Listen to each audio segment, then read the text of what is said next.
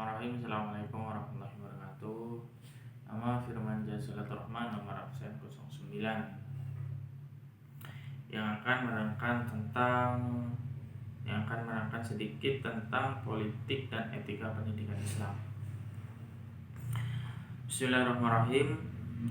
Dalam rapat paripurna pada masa persidangan tahun 2018-2019 tanggal 16 Oktober di sana ada suatu hal yang penting perlu dicatat, yaitu di mana pendidikan Islam menjadi wacana politik dan perbincangan publik. Oleh karena itu, kajian tentang politik pendidikan Islam semakin sangat penting, di mana diantaranya adanya fungsi utama kajian politik pendidikan Islam, yaitu memberikan orientasi berpikir secara realistik bahwa pendidikan Islam bukan semata-mata hanya sekedar praktek, hanya sekedar teori di sana, melainkan juga sebuah dakwah, bermuatan dakwah. Jadi ketika kita mendapatkan suatu ilmu, kita harus mengajarkan terhadap orang lain, maka di sanalah yang dinamakan dakwah. Jadi perlu diingat, bukan hanya teori atau praktek, ilmu pendidikan Islam itu juga bermuatan dakwah, itu kita mengajari terhadap orang lain. Kemudian, politik pendidikan Islam ialah segala aktivitas yang berhubungan dengan kekuasaan di bidang pendidikan Islam yang bermaksud mempengaruhi dengan jalan mengubah, mempertahankan suatu bentuk susunan pendidikan. Jika kita bisa mengubah pendidikan Islam menjadi suatu yang lebih baik, maka seharusnya kita bisa meningkatkan kualitasnya. Apabila kita tidak bisa, maka harus mempertahankan. Sudut pandang negara berkaitan dengan bagaimana kebijakan pemerintah dalam memahami dan mencegah permasalahan pendidikan Islam.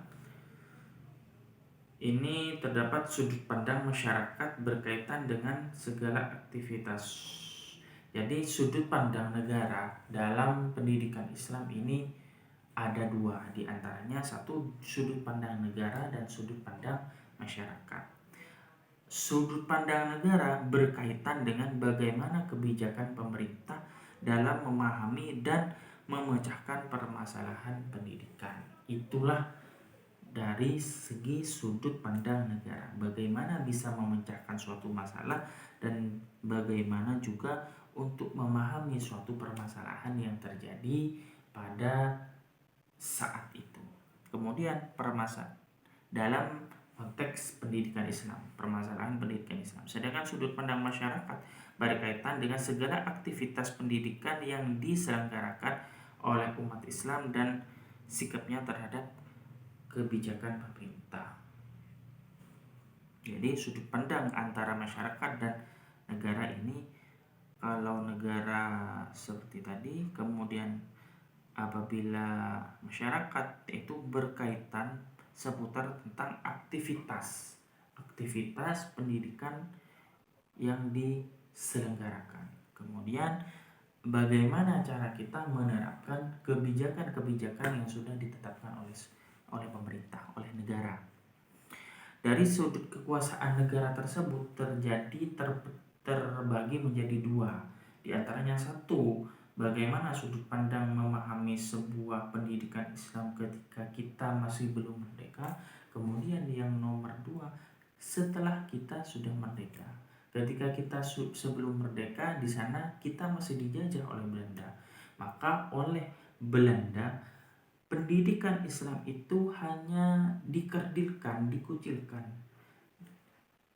hingga sebisa mungkin agar tidak bisa berkembang. Dengan berbagai cara, diantaranya dengan satu, mengenalkan tokoh-tokoh para Belanda. Jadi tokoh-tokoh umat Islam pada waktu itu tidak dianggap gitu. Jadi yang ditonjolkan itu hanya tokoh-tokoh Belanda. Itu yang terjadi ketika dalam masa sebelum merdeka. Akan tetapi setelah masa sudah merdeka, maka dalam pendidikan Islam itu sudah ditetapkan undang-undangnya, diantaranya yaitu Undang-Undang Nomor 4 1950 tentang dasar-dasar pendidikan yang mengajarkan di sekolah-sekolah. Jadi pendidikan Islam itu sudah mulai diajarkan di sekolah-sekolah,